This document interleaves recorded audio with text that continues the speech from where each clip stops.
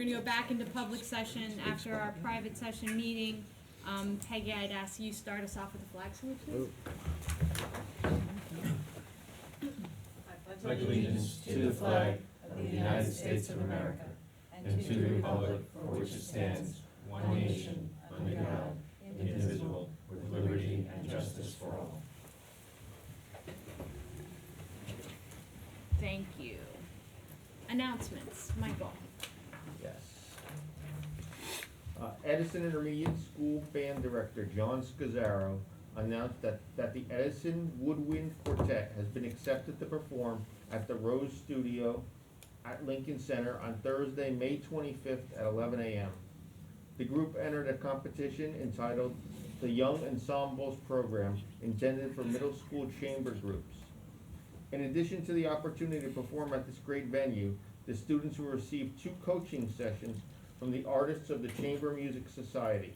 The students involved are 8th graders Jamie Byard, Ellery Wolf, Kelly Zhao, Aspira Wang, and Robbie Strauss. Congratulations to these musicians and the teacher. Great job. Thank you.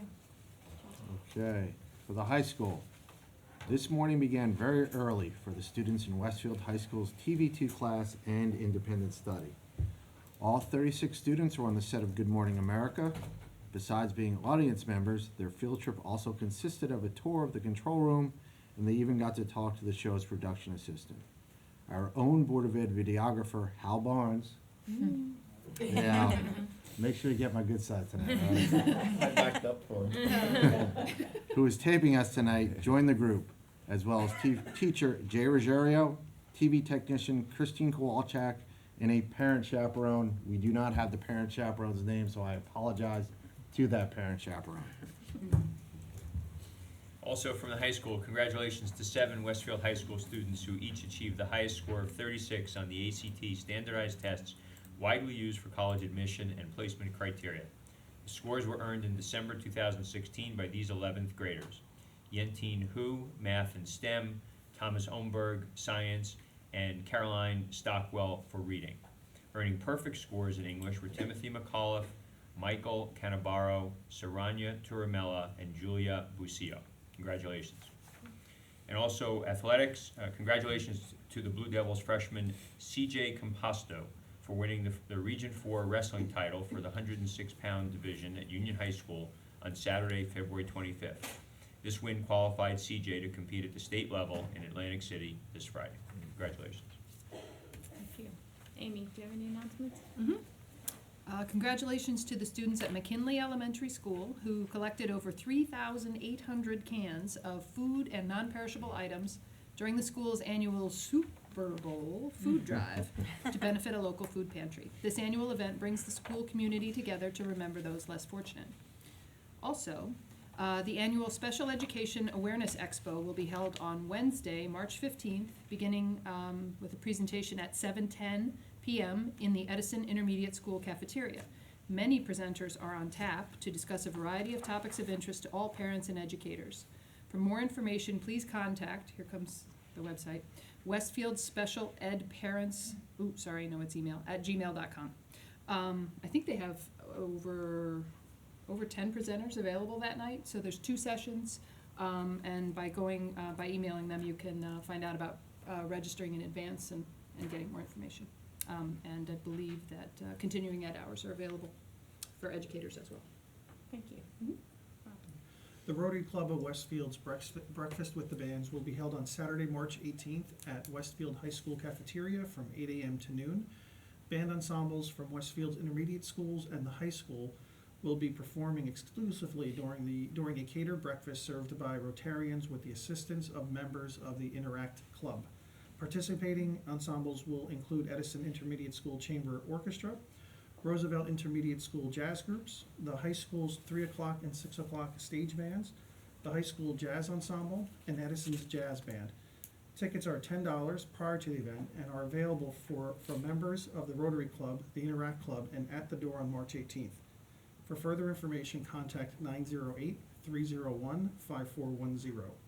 To date, almost $3 million has been awarded by the Rotary to Westfield High School graduates to aid in funding their college educations. Thousands also have been awarded to local nonprofit agencies. Great, thank you. Yes. Two announcements. Due to the mild winter thus far, if no additional snow or emergency days are used, I think it's supposed to snow on Friday, schools will be closed on Monday, April 17th, the day after Easter, and Friday, May 26th, the Friday of Memorial Day weekend.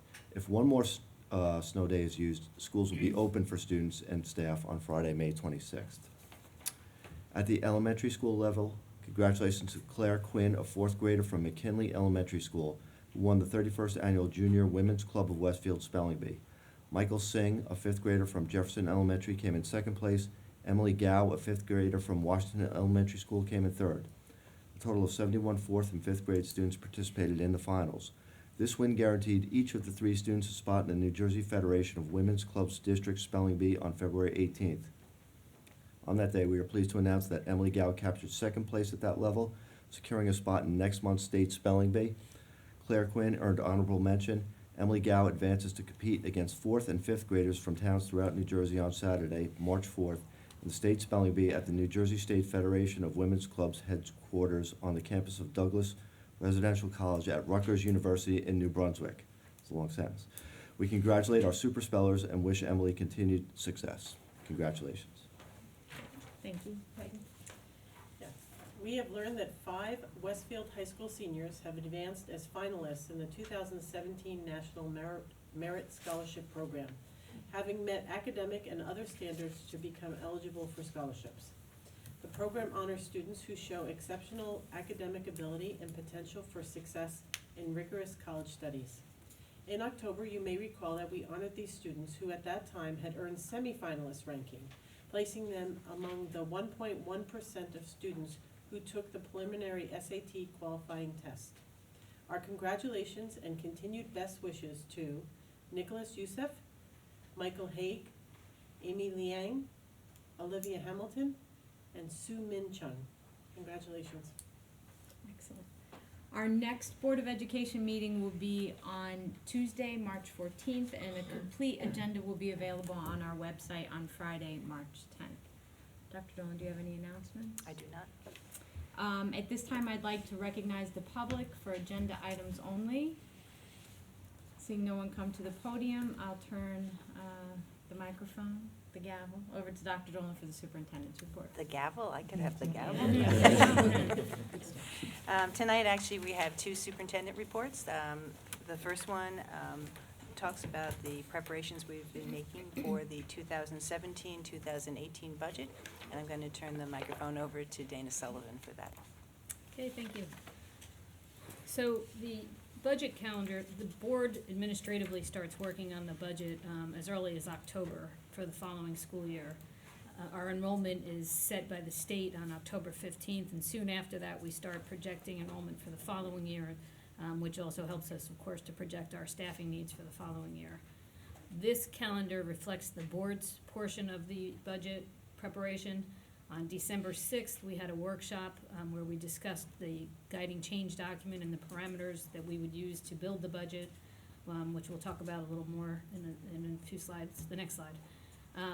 Today we were talking about the budget. We still don't have state aid information, so we're using current state aid levels as our assumption of what next year's state aid will be. By Thursday, we should know what the actual information is. On March 14th, we will again present a budget presentation, and the board will adopt a tentative budget, which will be submitted to the county prior to March 20th, which is the due date. The county then has about a month to review the budget and give us approval for advertising, at which point we'll advertise and hold a public hearing on April 25th, and the board will adopt the final budget at that date. For a couple of years now, we've been using this guiding change document. The first column of this document lays out the realities of the budget when we start the process. The center column lists unacceptable means, so limitations on things that we can change in order to develop the budget, and then the results. The third column is the results. What do we want to see? So this is a document, again, that we've used for, I think this is our 3rd year now, and it's been very helpful for us in developing and knowing what the goals are of the board and important areas for us to concentrate on. The first area we want to look at is the parameters, the results parameters. One of the goals was to continue funding technology as a priority area of the budget. On the next two slides, we're gonna show the funds used to invest in technology infrastructure as well as recurring costs. The first page here is investment in technology. So we have, our total technology budget is about $1.6 million for the 17-18 school year. Of that amount, about $775,000 is going towards upgrades to the infrastructure. So that would be new fiber between closets, which is needed to increase the internet speed and the reliability of the internet access. We're going to be replacing a core switch at the high school, which is the main switch in the data center. This switch is currently over 10 years old and is no longer supported maintenance, so we're concerned that if we don't replace that and something happens, we're gonna lose our internet service. And then we have other funds in the budget to upgrade firewalls and security, as well as equipment in various schools. You can see there's quite a big expense there for interactive projectors. When we met with the principals at pretty much every school, that was their top priority for equipment for next year. We made purchases in all the schools for these projectors a number of years ago, all around the same time, so it's not surprising that they're all coming to the point where they need replacement. We also have about $880,000 in recurring costs for technology, and that is our internet service and the private fiber that we actually pay for to provide that service. We have a number of software licenses, some instructional, many instructional, but also some for our administrative programs, student database, as well as accounting, payroll, and our other central office programs that we use. We have subscriptions that we use, and we have to pay for that the schools use. Those are instructional mostly. We have phone service that we have to provide, and then we have some other costs, repairs and maintenance and supplies for the tech department. The second result that the board wanted to see was that the budget would be within the 2% cap that the state puts on the increase to the tax levy, plus any waivers that we are eligible for. We have utilized a waiver for health insurance increases. What we have not utilized, there was a waiver for projected enrollment increases, which the state calculates, and that is about $64,000. At this point, we have not utilized that waiver. That will carry over for use for the next 3 years, or we may need to use it this year, depending on what happens with state aid. So the budget, as it currently exists, with state aid at the same level as the 16-17 school year, is reflecting a 2.7% increase in the operating budget, which for an average homeowner calculates to about $248. The third result was to continue using $750,000 of fund balance as a revenue in the budget. So this table shows the revenues for 16-17 and 17-18. As discussed, we're showing a 2.7% increase in the tax levy. State aid, we're assuming, is the same as this year, and the other revenues are pretty close to the same as this year with some adjustments. You will notice we have $1,250,000 showing as a transfer to capital and maintenance reserve. Those are funds that are also coming out of fund balance. We are not using them to support the budget for recurring costs or things that we would need to budget for next year, but we are putting those in reserve accounts for use in the future for either capital projects or other emergency situations that may arise. The other results we wanted to see was an increase in the emergency reserve account. You'll recall from last year that we are now self-funded in our health insurance account. The emergency reserve account is an account that the state allows us to have that can be used to cover health insurance costs. Last year, we put $500,000 into that account. We're now increasing it another $500,000, We are now at the max. We can't go any higher than $1 million. But that money will sit in the reserve account, so in case we should have a really bad experience one year in health insurance, we can use those funds to cover our health insurance costs that are not covered by any insurance policy. We also wanted to consider funding for the Director of Development, so we have included money in the budget for that, $75,000. This budget has funding in it to continue to support the wellness and resiliency programs that we've been talking about most of this school year.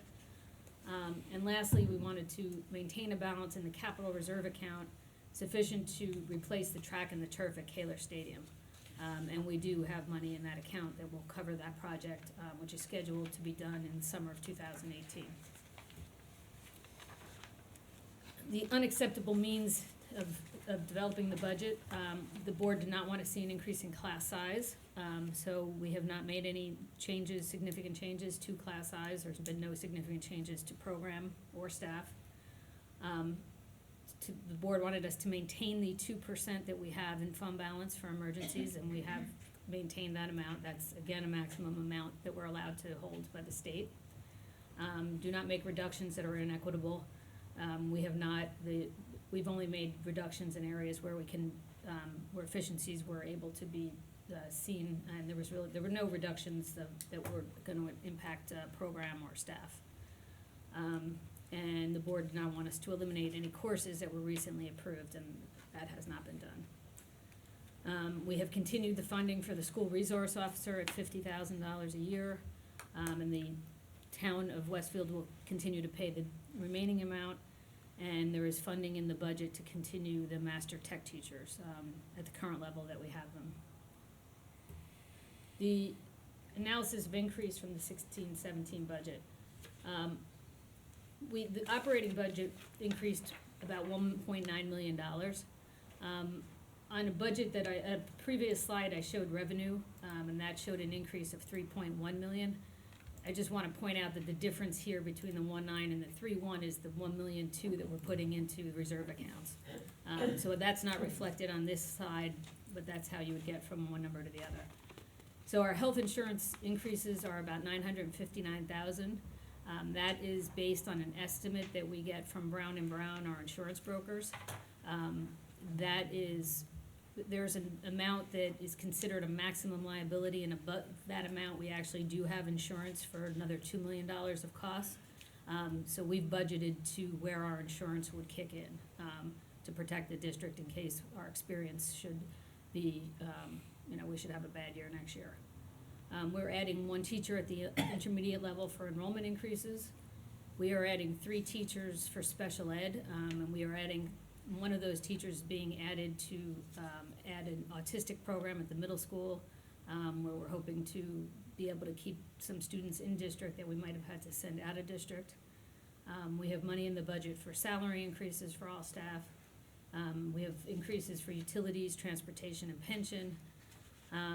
You see we have a decrease in special ed costs, which is not normally what we are presenting, but because of some of these programs that we're adding, we had some significant savings in out-of-district tuitions, and we're actually down some students in out-of-district placements. So we're hoping to see some savings there. And then all of the other counts were decreased by $262,000.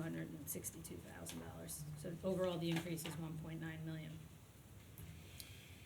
We continue to be low spending compared to other school districts. The state of New Jersey takes the audited information that is submitted for each district and calculates a cost per pupil.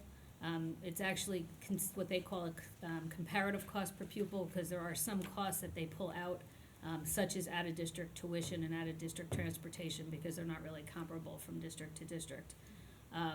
So these numbers are the same for each school district, and you can see we're still on the low side at $13,434. As most districts, about 70% of our budget is for salaries and benefits. This chart breaks out the staff that we have in the district, and if you look at these percentages, about 80% of our staff work directly with students. Another 6% are principals, supervisors, and school secretaries, So while they're considered administration, they are at the school level and working directly with students. And then a small percentage of the remaining staff, which are the custodial staff, maintenance staff, and central office workers. The next steps, we will receive state aid information this week. We'll make any revisions that we need to do to the budget, and the budget will be presented again on March 14th, and the board at that point will have to adopt the tentative budget that we will submit to the county office. Does anybody have any questions? So that, you said the 1.25 is accounted for in the excess surplus and the money to the emergency reserves, right? Is that where I get It's that? going, we're putting the $1,250,000, we're putting 500,000 into emergency, then we're putting the other 750 into capital reserve. Right, okay. And next board meeting, I'll give you some more information on the capital reserve and how we intend to use that money in next year's budget. I wasn't ready to do that yet tonight, because I'm still working on that portion. Was there anything that we didn't include in this budget that you think deserves to be called out to the board in terms of something that the supervisors were looking for, something in technology? There were quite a few things that were requested. I mean, honestly, Well, that's. right, that's why I mean deserves to be called, yeah, those, anything notable that we should know about? We could probably go back, look over that list and share that with the board. Yeah, I mean, the technology list was quite large, but some of that we're also looking at this year's budget and seeing if we see some funds in this year's budget that maybe we have been able to save money in some places. We can buy some of those things ahead of time, and that's what we're hoping to do. Also, Brian has looked at financing. If we did the Wi-Fi upgrades and the switch upgrades at the elementary school, we financed those at 0% for 3 years. So he amended his budget to do that, which saves some money. But yeah, we can certainly take a look at it. There's nothing that anybody presented to us that would be a major need for next year that is not in this year's, in the budget. Okay. Does anybody have any questions? I guess I'm just thinking that if there are opportunities, you know, for, I know we're adding one staff at the intermediate and we're adding some special ed staff. If there are programmatic or other opportunities, you know. I think we definitely can go back Yeah, that would be and great. take another look, and it'll be more helpful when we have a sense of what the state aid is. Right. Well, Mm. the answer was some. I'll ask. Okay. I have one question. Dana and I did talk about this. Dana, I think your answer to me was, it depends. But when we're talking about using reserves for technology, Mhm. right? So if, to just build on what Gretchen was saying, is if, I know the list was extensive, beyond the 1.6 million or the 775,000, that's kind of not recurring. Mm-hmm. So are there things that we could use reserves for, the capital reserve specifically for technology that would allow us to accelerate investment? My answer was, it depends, and I think that's something I'd have to talk to one of our attorneys about, because it has to fit into the capital reserve is very defined as to Right. what falls into that category. And I just don't know that much about the technology work that we're doing to determine myself if it falls in that category. I think it's worth, at least asking the question, because I think this issue is gonna keep coming up. Mhm. We're gonna continue to have needs or wants in technology. Mhm. Hopefully, we have some reserves that we've been able to build up. Mhm. I'm sure we have lots of other things that we're gonna wanna use it for, but technology is certainly one of the things on the list, I think. Right, right. Certainly, none of the equipment would be covered under the capital reserve, but it's possible that some of those UPS switches maybe, or the Well, when you say firewalls or equipment, something. you mean computers? Yeah, that would not be allowed under the capital reserve. But whether or not they would consider the upgrades to the firewalls and things like that as capital projects, I'm just not sure about. I'll have to find out. Okay, so that would be helpful, thanks. I do have one more question, Mhm. sorry. I should know the answer to this, and I don't remember. For the health insurance, the reserve, the emergency reserve, the Mhm. $1 million. That is not the money, is that the money that you need to set aside if we were to switch over back to not self-insured? No, that's another, that's called the IBNR, which is the incurred but not reported liability. Right, So that's sitting on our balance sheet, as a liability that we owe in case we should back out. That's roughly 780,000 or something right now. and that's not funded though, right? Yeah, it's funded, It is funded? yes, yes. It was funded out of last year's budget, Okay, so Yeah. okay, so we have that money as well? Yes. In addition to the $1 million? yes.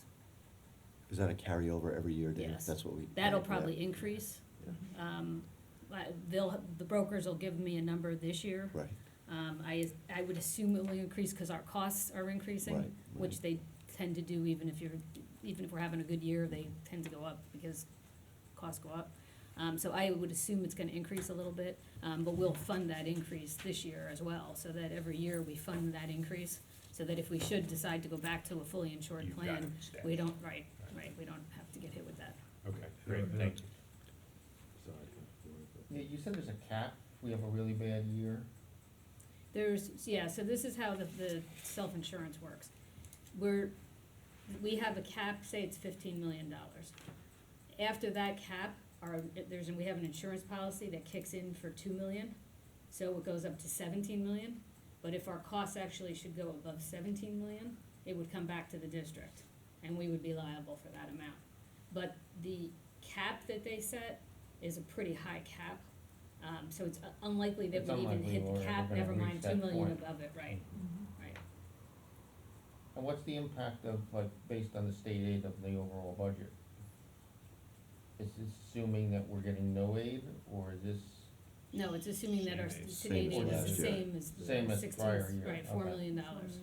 Okay. Right, so if we get a little more, we'll adjust, if we get a little less, we'll, In that million or $1.2 million, if you have to increase it, does that sit in like a 1% interest-bearing account, or are there any restrictions on that? they sit in accounts that we look at interest and move them, but because we are required by law to be in such protected No, I type of understand, investments, so, but yes, they sit in interest-bearing accounts. sure, I mean, but, $10,000, $12,000 is still, Yeah, yeah. Actually, one of the things I increased in the income side is our interest income for next year, because we are doing a little better than we have been doing, so.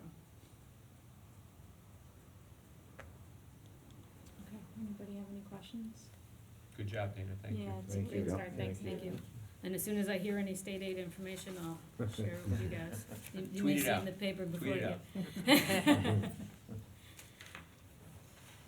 All right, and our second report tonight is a state mandated report that I'm required to do twice a year. And it talks about the numbers of incidents regarding or involving violence, vandalism, substance abuse, harassment, intimidation, or bullying. But before I go right into the numbers, I just want to stress some of the work that we do to try to make sure we minimize the number of incidents that exist in the district, because it's very important work that we do. And truthfully, the easiest way to summarize it is to talk about, for all of our students, what we try to foster and encourage is that they develop a respect for themselves, a respect for others, and also a respect for their community. And this is how it's presented even to our youngest students, but honestly, those three things don't change even as our students get older and mature. So how are some of the ways we try to foster respect? A lot of it actually is integrated into our curriculum. For example, in our English language arts programs, so you can just picture kindergartners and the books that their teachers are reading with them.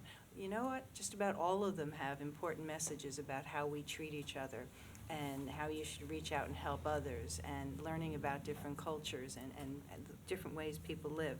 And that continues all the way up. If you have students in the high school, the literature that they're reading, it's meant to make them think and to make them consider how people do treat each other and how people are different and yet the same. I mean, all of that is thought out as part of it.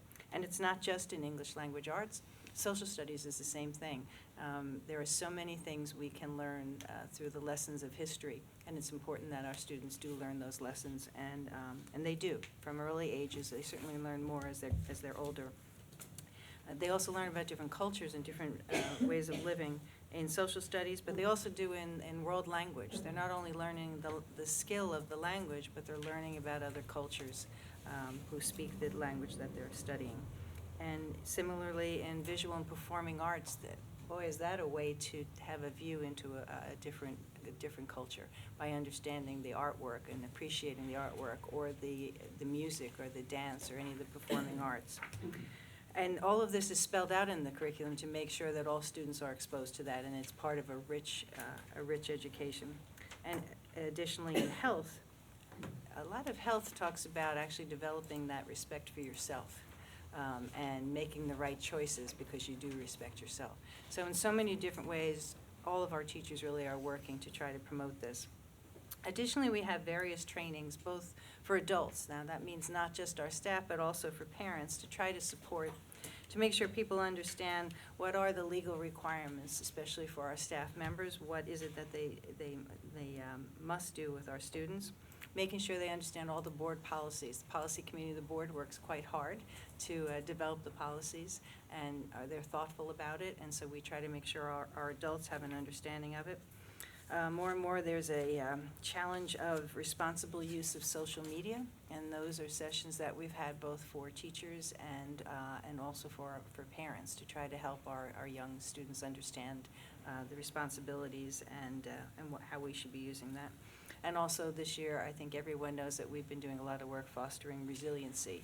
And a student who is more resilient probably does have that respect for self and respect for others, so it really works hand in hand. And we have many, many programs, and any parent in this district knows that, for students. We have social problem solving. Everyone is going to run into problems in social situations. It's a given. You probably do it every day, at least a few times. How do you develop the skills to do that appropriately and in a healthy way? Character education. You know, it is important that our students learn responsibility and fairness and caring and citizenship. And we have both assemblies on that. We also have lessons taught by teachers and by counselors.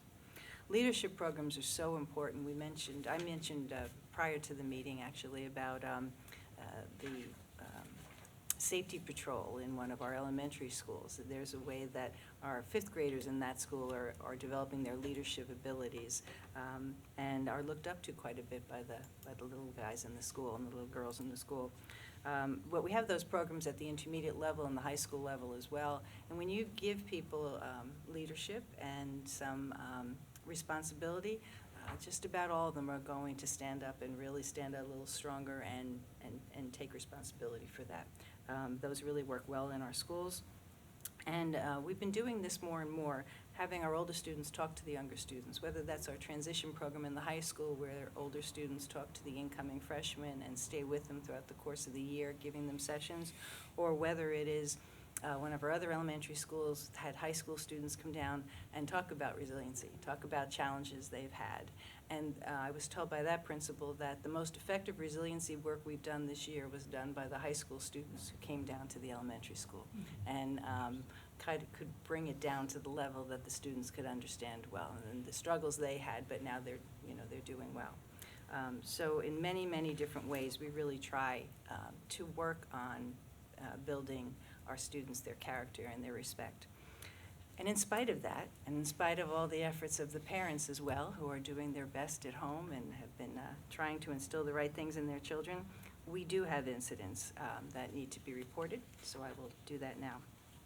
These incidents have taken place from September through the end of December. That's the period required by the state. So during that time, you can see this chart that lists how many different incidents we have had in each of the areas. The state has very careful definitions for each of these areas. Violence includes things like if two students have a fight, or if one student hits another student and the student doesn't hit back. Those are all incidents of violence. Vandalism and substance abuse, I think, are self-explanatory. We did not have any incidents of weapons during this period, and we had one harassment, intimidation, and bullying incident affirmed by the board this year. So for these various incidents, what were the different actions that were taken? The police were notified a total of 3 times, and twice a complaint was filed.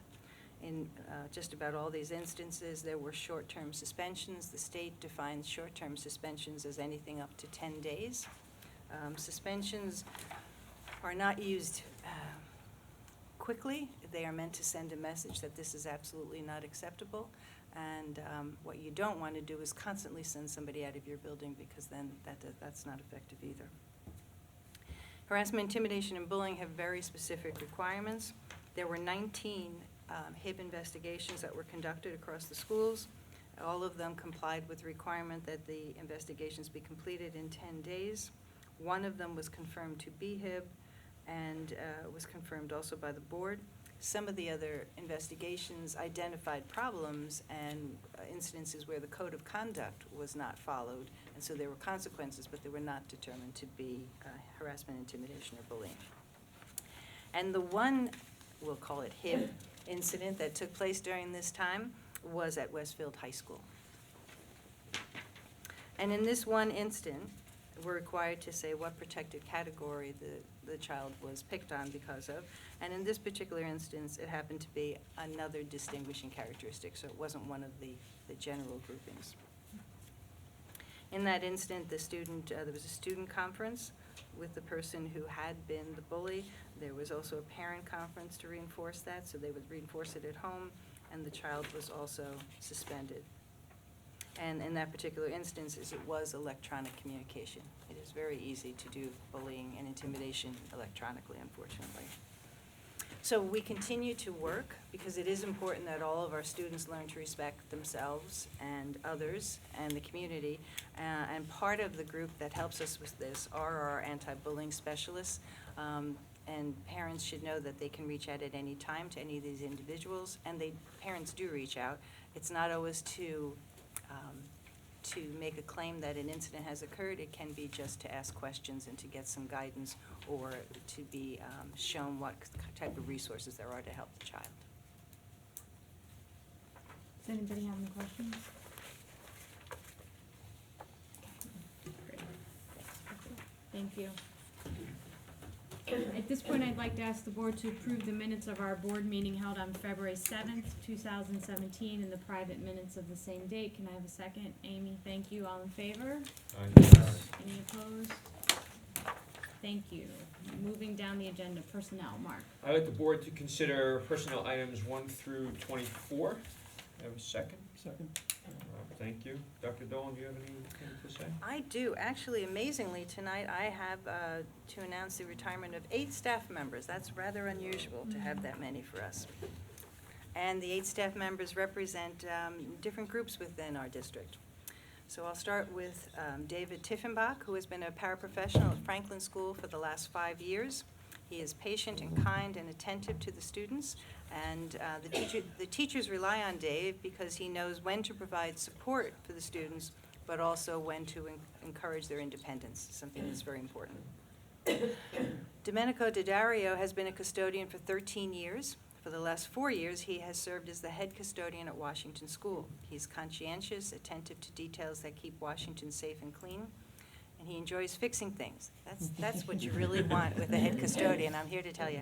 And he's very proud of maintaining the fish tank in Washington's main hallway, and it always does look good when I'm in there.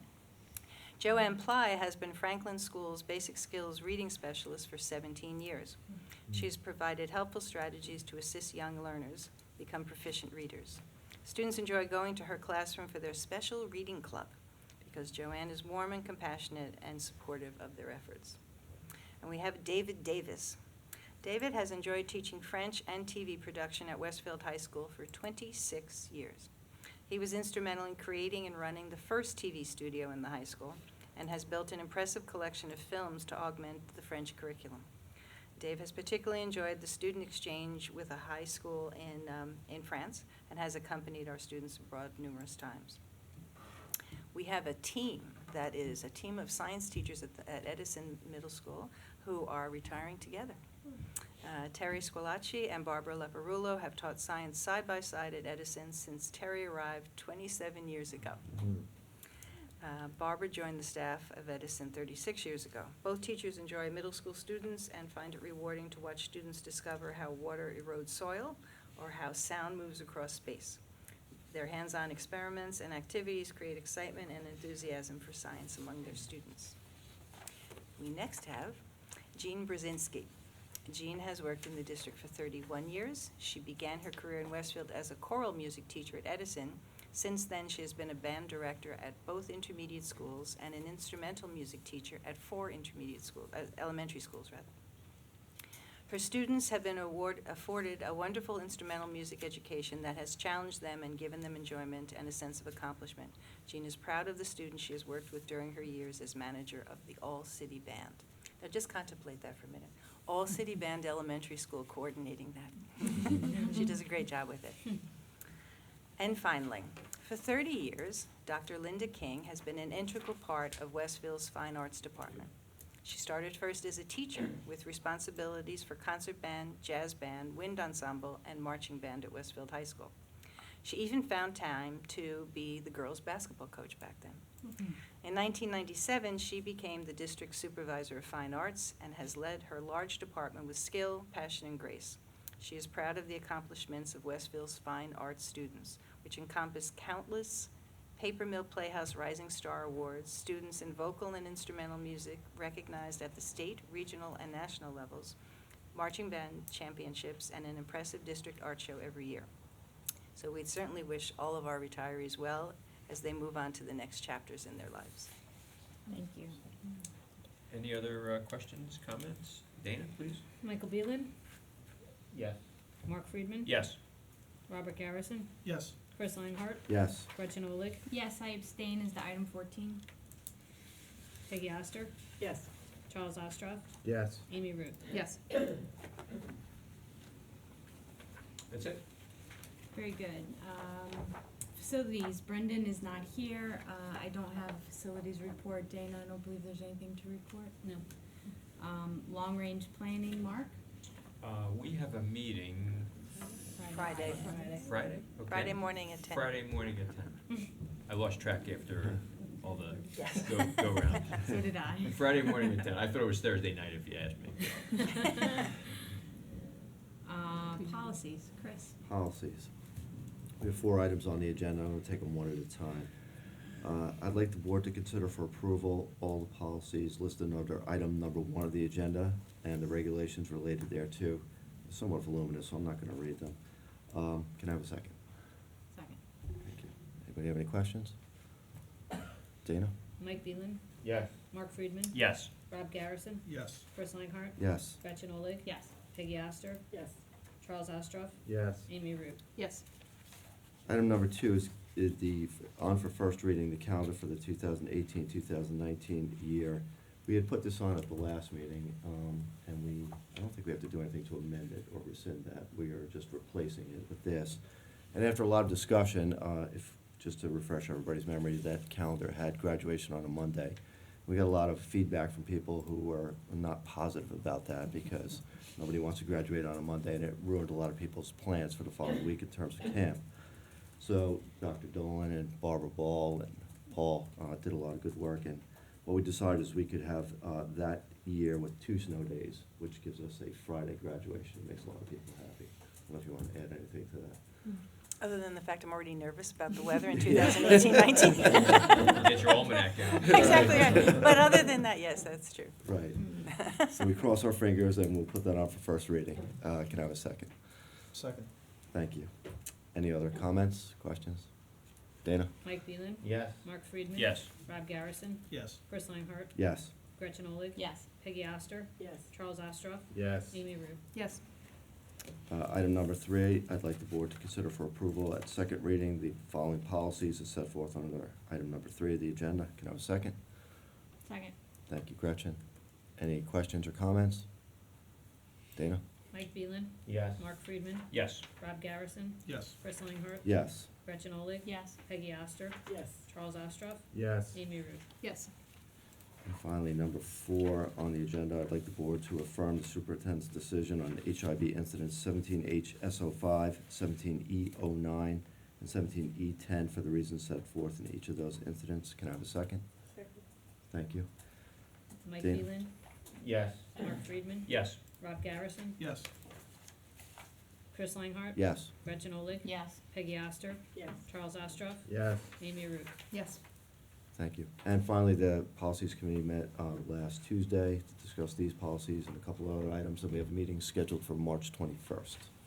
Nothing further. Very good, thank you. Curriculum, I would like to ask the board to consider curriculum item 1, the district and overnight field trips that were an attachment to the agenda. Can I have a second, please? Amy, thank you. Does anybody have any questions? They're standard field trips that we've seen before. Dana? Mike Beelan, Yes. Mark Friedman, Yes. Rob Garrison, Yes. Chris Langhart, Yes. Gretchen Olig, Yes. Peggy Oster, Yes. Charles Ostroff, Yes. Amy Root. Yes.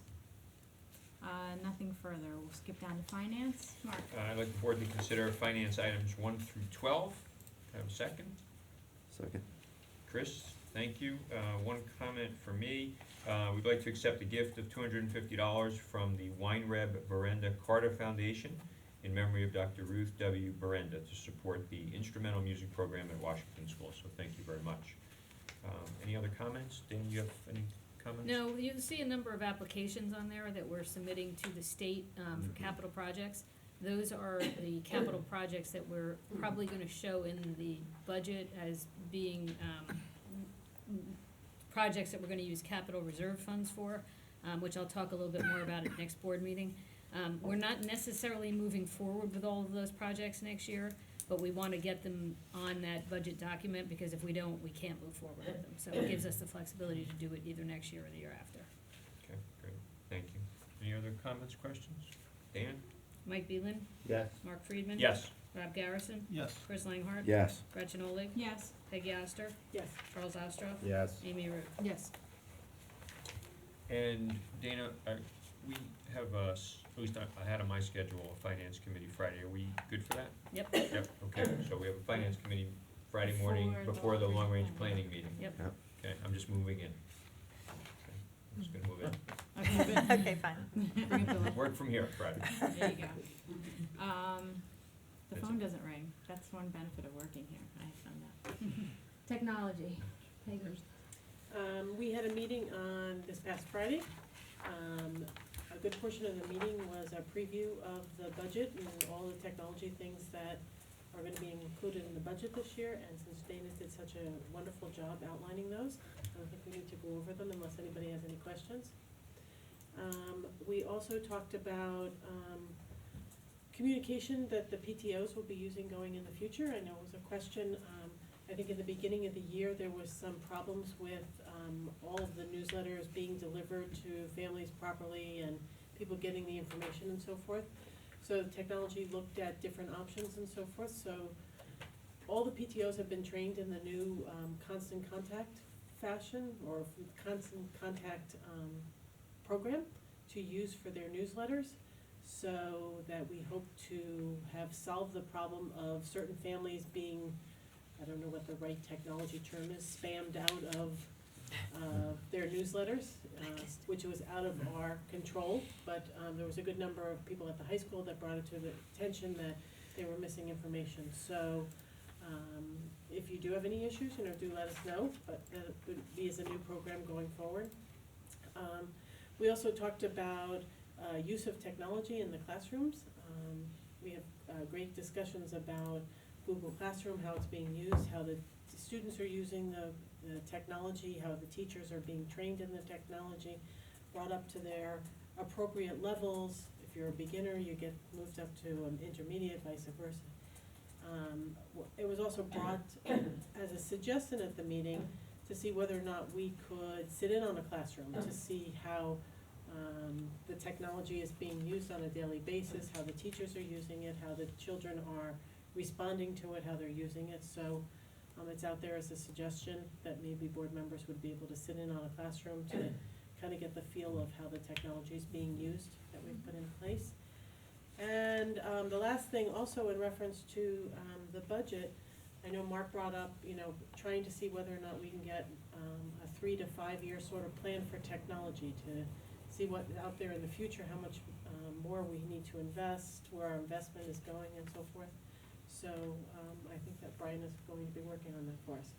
Yeah, I mean, he made a fair comment that, too far out makes it probably obsolete, so maybe it's not, 3 to 5, maybe it's, 1 to 3, but at least something that gives us kind of this roadmap of, which is kind of the way they started, the tech committee, they built a roadmap, and that's how we got where we are now.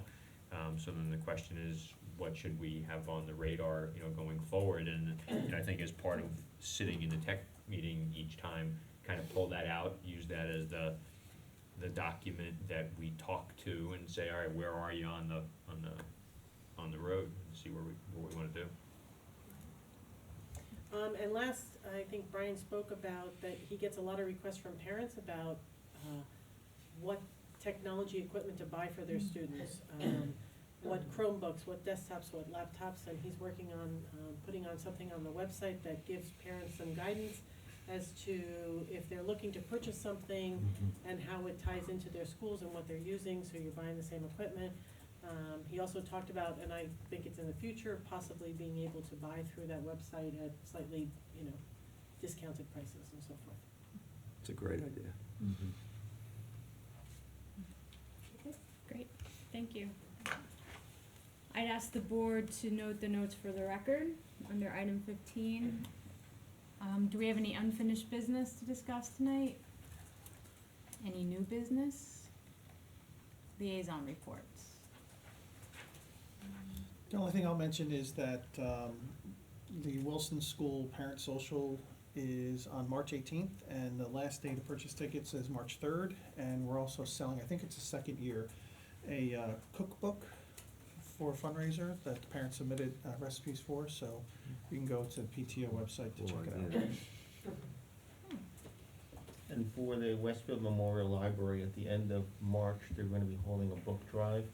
More information is gonna be coming, but teachers will be able to purchase books from the Friends of the Westfield Memorial Library at a discount, 50% off, so more information is coming. Great. Amy? I made my plug at the beginning of the evening about the Special Ed Expo in March, but I'm gonna plug it again, because it's a great evening, and I've gone to it for years. And I learn something new every time. It's really fascinating, so check it out. Whether you have kids in special ed or teach special ed or just like to learn stuff, it's a good night, and it's free. And then the other thing I just wanted to mention was I went to Roosevelt to one of their PTSO meetings and heard a little bit about the School Spirit Initiative that they're working on at Roosevelt this year, which is fascinating because my kids both went there, and it's just kind of interesting to hear the assistant principal, Brian Getman, talking about how they're getting staff involved and the students involved in a couple new ideas, in a couple cases resuscitating things that have been done before and were well received. They're doing a spaghetti dinner this spring, a couple seatings of that, which I remember my kids going to and they really liked it, but they're also trying out kind of almost like an idea of almost a field day towards the end of the year, and they're gonna get kids involved from different grade levels on teams, which I think is a nice idea, because a lot of times when you're, when you do competitions or, exhibitions or something like that, it's easy to lump kids together by grade, but it was just an interesting idea to say that they were gonna put the teams together with kids of different grades and then maybe have those same teams stick together next year and have the outgoing 8th graders replaced by new 6th graders coming in. So just a really nice idea about, a little continuity in a school where kids don't spend as much time as they do in some of the other schools, and a neat idea for kind of nurturing the younger kids as well, so Very good. see how that goes. Great. Any other liaison reports? At this point, I'd recognize the public for questions and or comments. Seeing nobody come to the podium, I'd ask the board to approve the following resolution. Be it resolved that the Board of Education move into private session for the purpose of discussing matters rendered confidential by state and federal law and the superintendent's contract, and be it further resolved that any discussions held by the board which need not remain confidential, and the results of the discussion will be made public as soon as practicable. Can I have a second? Thank you, Charles. All in favor? Aye. Aye. Opposed? We are in private session. Thank you.